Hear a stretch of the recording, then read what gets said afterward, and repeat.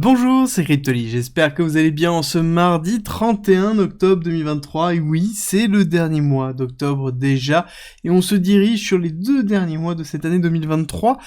et on est ensemble aujourd'hui pour parler crypto, pour parler BTC, pour parler ETF, parce qu'on a quand même pas mal de nouvelles, mais pas que, parce qu'on a StarX, on a Celestia, qui donnent plus ou moins le go départ pour cette fin 2023, on discute de tout ça ensemble tout de suite.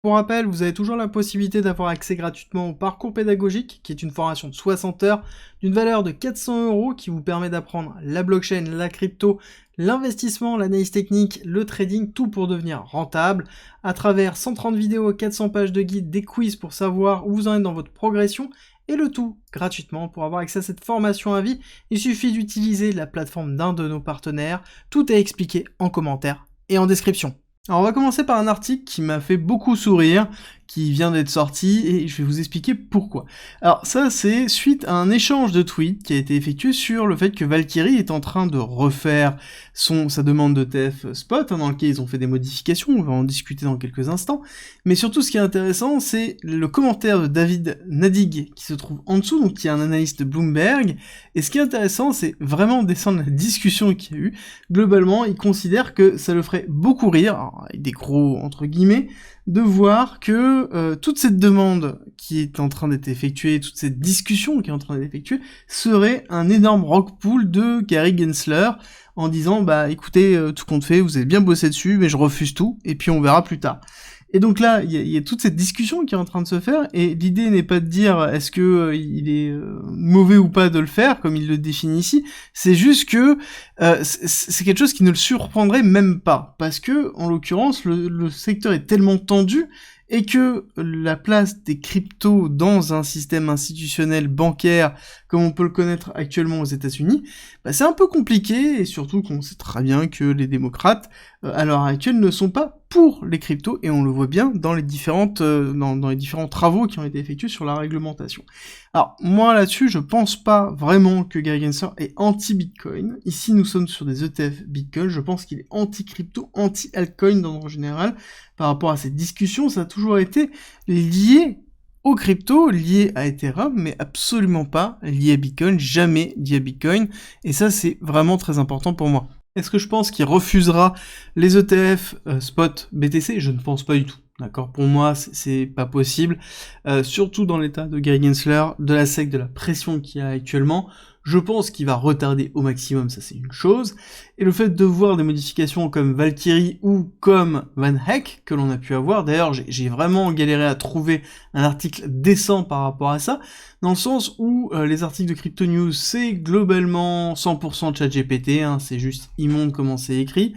et pareil en fait, j'en ai vu 3 autres, c'est pareil, c'était ChatGPT pur. Il a fallu que j'aille sur Investing pour avoir la version anglaise de quelque chose, pour voir vraiment la modification qui a été effectuée sur Van Eck et avoir quelque chose qui n'est pas ChatGPT. Donc c'est agréable de voir que ça commence à être compliqué de trouver des informations correctes. Et donc, la modification qui a été effectuée, qui est la même, en fait, je voulais vérifier est-ce que c'était bien la même que celle de Valkyrie, c'est la même chose, c'est-à-dire qu'ils sont en train de préparer le pre-funding, la notion de gestion du collatéral pur qu'il y a au lancement des ETF. Alors, pour être totalement clair, quand on lance un ETF, on doit créer ce qu'ils appellent le Creation Basket, qui est en fait le pool de crypto, ou en tout cas de cash nécessaire. Alors d'après mes souvenirs, c'est 250 millions qui avaient été demandés historiquement, mais bon, de base, c'est un certain nombre de parts qui sont pré-créées à la création de l'ETF, et qui vont être vendues, du coup, aux premières personnes, pour pouvoir, en fait, alimenter l'ETF, et ensuite, les suivants seront directement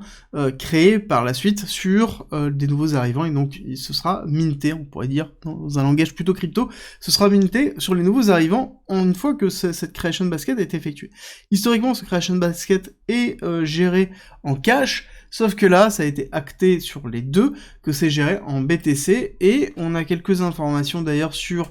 celui qui a été effectué ici sur Valkyrie, que ce Creation Basket a été effectué déjà en octobre,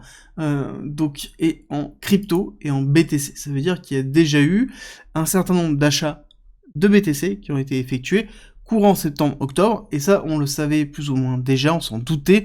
Si vous avez écouté la vidéo de samedi, vous le savez, vous savez exactement ma vision par rapport à ça. Si vous ne l'avez pas écouté, je vous mets le lien en haut à droite, parce que c'est très important de l'écouter, c'est une vidéo qui est vraiment importante, dans lequel, si je dois résumer juste cette partie-là, je dirais que oui, les ETF ont déjà fait en OTC la récupération des BTC nécessaires pour la création initiale de leurs ETF, et là on est plus dans une phase d'alignement avec la réglementation et les différentes demandes de la SEC, et je pense que ça peut durer encore un certain temps. On est déjà sur 2 ou 3 modifications, je ne sais plus. Ensuite, dans les autres nouvelles, nous avons Starknet qui va lâcher 50 millions de STRK,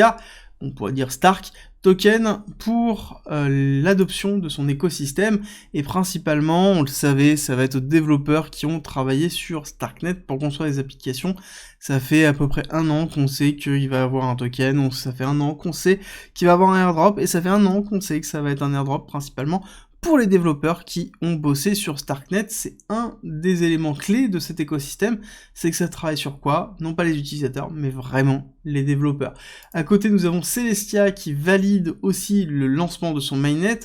incluant le TIA avec son airdrop, et à côté, les échanges, le listing sur les exchanges, ce qui est plutôt positif. Celestia, je vous rappelle que c'est une blockchain qui est spécialisée dans la modularité, et Starknet, c'est une layer 2 d'Ethereum qui n'est pas EVM compatible, en tout cas en l'état, bien qu'ils aient développé un module qui s'appelle Kakarot, qui est spécialisé dans la gestion de l'EVM. Aujourd'hui, nous avons l'IPC annuel Europe. Bon, tout le monde s'en fiche. Par contre, la Confiance Board, on aura ici certainement une petite réaction au niveau des indicateurs US. Et ensuite, on a mercredi et jeudi, vendredi, dans lequel cette fin de semaine va être assez forte avec le rapport Jolt, avec le PMI et le FOMC, même si on se doute qu'on ne bougera absolument pas au niveau des taux, ça n'empêche qu'on a quand même pas mal de choses qui tombent. Et vendredi, taux de chômage, à savoir qu'on est aussi dans une clôture monthly, et ça on le traitera demain, parce que ça va être des niveaux qui vont être très importants. Sur le SP500, alors le SP500, c'est simple, on a eu une session qui a été plutôt positive hier, mais qui est plutôt classique quand on commence à préparer des semaines assez lourdes comme ça. Soit on a une forme de latérisation, soit on a une forme de retracement. On a une zone de retest qui est présente dans les 4200, qui va falloir surveiller, qui pourrait être un gros retest. On pourrait même aller chercher un poil plus haut, un 4250, dans lequel on a ici première zone de support, deuxième zone de support, donc ça pourrait être une très grosse résistance, 4240 exactement, pour faire une continuité baissière. Pour moi, on est toujours dans cette démarche, aller chercher l'objectif 1,618, 4100, voire chercher un petit peu plus bas, 3800. Bon, on ne veut pas aller chercher les 3800, mais on le garde en tête, surtout que quand on regarde le SP500, on se dit qu'on a beaucoup retracé, mais quand on regarde le Nasdaq, on se dit qu'on n'a pas du tout retracé. Et à un moment donné, le Nasdaq, quand il va retracer, ça risque de faire très mal, parce que c'est ce qui tient actuellement le SP500, et quand on regarde les niveaux de retracement potentiel, c'est 13 500, c'est 12 500, et donc c'est relativement bas par rapport à l'état actuel du Nasdaq. Donc on a une zone de retest sur le Nasdaq, 14 500 pour une continuité baissière. Encore une fois, un prochain target, on rappelle que ce sera les 13 200 et 13 000 ensuite. Au niveau du pétrole, on tient assez peu, on est toujours dans les niveaux classiques. Est-ce qu'on est dans cette démarche de création de range? On ne le sait pas encore, il va falloir patienter, je pense, jusqu'à cette fin d'année pour avoir vraiment la direction du pétrole, et ça va être vraiment important, parce qu'on n'oublie pas que si on casse les 93, on rentre dans l'inflation qui va être très compliquée pour les USA et l'Europe, donc il faut impérativement tenir ce niveau-là, et je ne pense pas qu'on cassera en dessous des 80, parce que si on casse en dessous des 80 et qu'on s'installe en dessous des 80, à ce moment-là, ça va être très compliqué pour les pays producteurs de pétrole. Et là, à ce moment-là, on aura une pression très forte. Donc on va être, je pense, dans une forme de soft spot entre, on va dire, 70 et 95, dans lequel on va avoir des excès d'un côté et de l'autre, mais on aura une forme de ranging à valider sur, globalement, fin 2023, début 2024. Petit point important, on voit enfin un retracement au niveau des obligations, des taux des obligations américaines 10 ans, très important parce qu'on avait touché les 5%, on est à 4,8 maintenant, on a une petite respiration, niveau qui date de 2007-2008, on n'a pas cassé les niveaux les plus hauts qu'on avait effectués sur 2007 et 2006, ici sur cette vraiment accélération, donc là on est dans une forme de respiration, ce qui est plutôt Positif parce que ça veut dire qu'on est en train de lâcher la pression sur le marché obligataire, on va avoir une forme de respiration, on le couvrira demain avec la clôture aussi monthly, parce que c'est un point très important sur cette fin d'année, c'est ce qui détermine si oui ou non on aura une respiration au niveau de l'économie, et si oui ou non on aura une action de la Fed par rapport à cette crise obligataire que l'on est en train d'avoir, et le fait qu'on a des liquidités qui sont drainées des marchés actions et des marchés dits risqués, comme le BTC par exemple.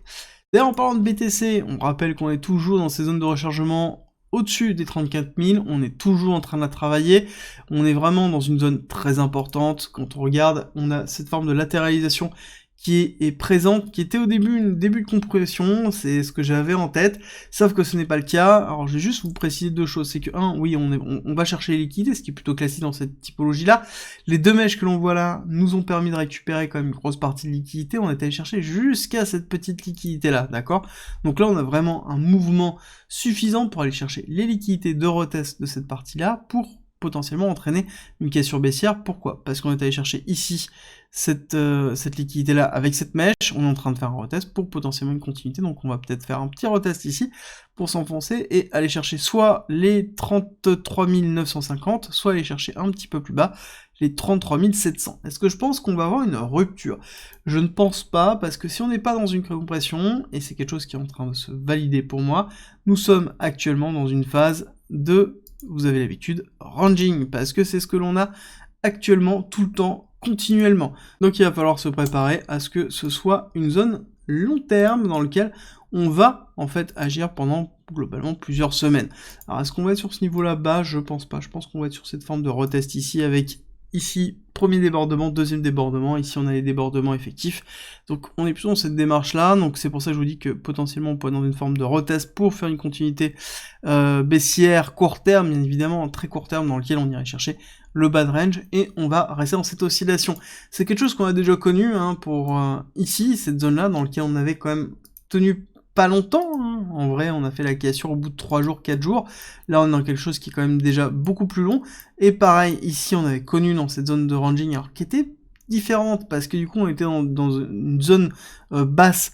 ici de ranging et d'accumulation, dans lequel après on a fait l'accélération haussière. Par contre on a des zones de ranging, quand on remonte un petit peu, qu'on reconnaît ici, dans lequel on a des zones, avant d'avoir la cassure baissière, des zones de ranging avant d'avoir la cassure baissière. C'est quelque chose qu'on connaît aussi, donc il va falloir juste être patient sur ce qui est en train de se passer, à savoir que on a au niveau de l'open interest, au niveau du RSI absolument rien, d'accord, le momentum est plutôt plat quand on regarde, on n'a pas de divergence, on n'a rien qui nous donne en fait une indication, ce qui nous confirme qu'on est plus dans une forme de respiration, de latéralisation suite à l'accélération haussière des cours, à savoir que je vous rappelle qu'on attend vraiment des nouvelles endogènes pour le BTC, et ça se voit beaucoup parce que on a Ethereum versus Bitcoin qui est en train de s'effondrer. Alors beaucoup pensent qu'ici on est sur une zone de support très importante.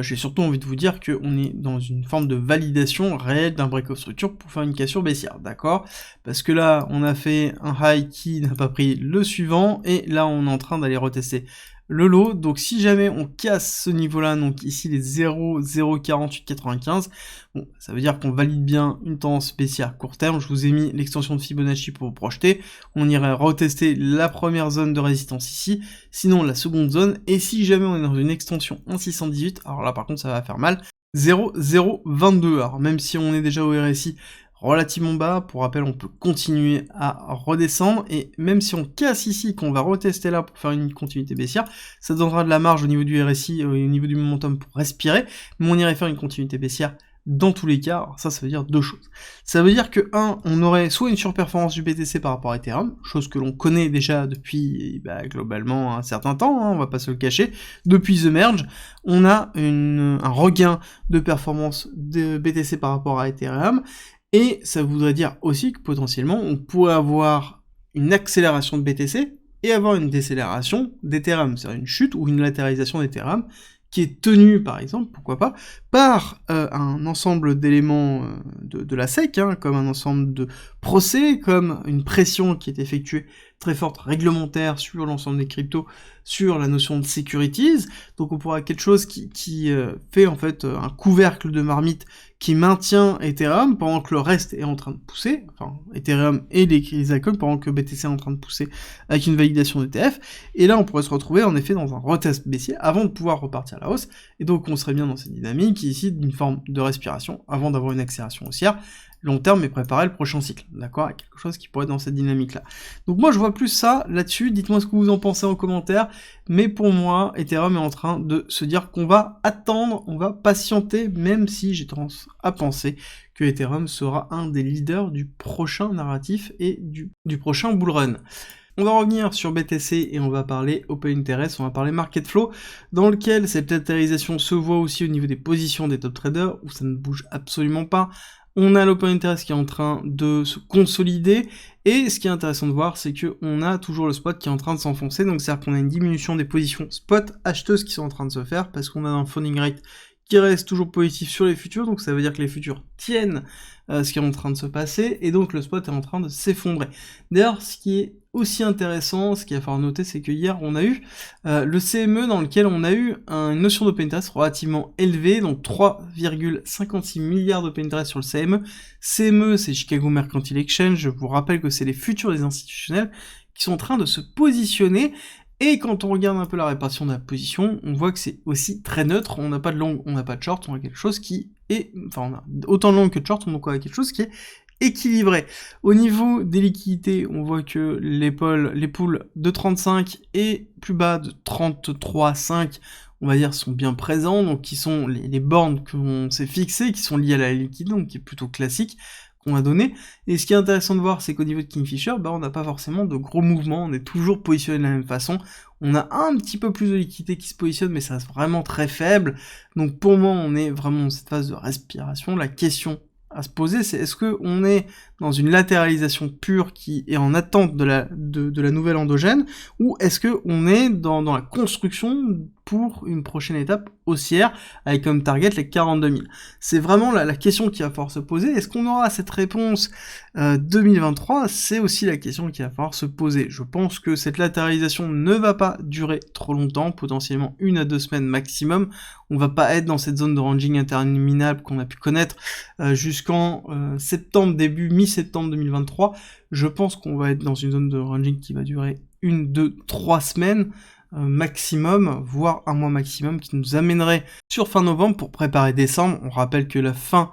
de l'année, c'est toujours la période qui est compliquée. Pour les fonds et les traders, c'est là où on va liquider les positions pour récupérer un maximum de profit, pour pouvoir récupérer un maximum de primes. Et pour les fonds, c'est valider le pourcentage qu'on a pu effectuer, et c'est la période de valorisation importante. Donc là-dessus, on a toujours un gros sell-off qui est en cours, puis ensuite un écrasement de la volatilité. Donc il faudrait pouvoir avoir une réponse et un mouvement fort avant cette période-là. J'espère que cette vidéo vous a plu. Si c'est le cas, n'oubliez pas de me laisser un like et un commentaire, ça me fait toujours très plaisir, et surtout ça soutient le travail que j'ai effectué, ça me fait toujours plaisir de vous répondre. Et nous, on se retrouve à 13h30 pour parler de EGLD, la crypto de Multiverx.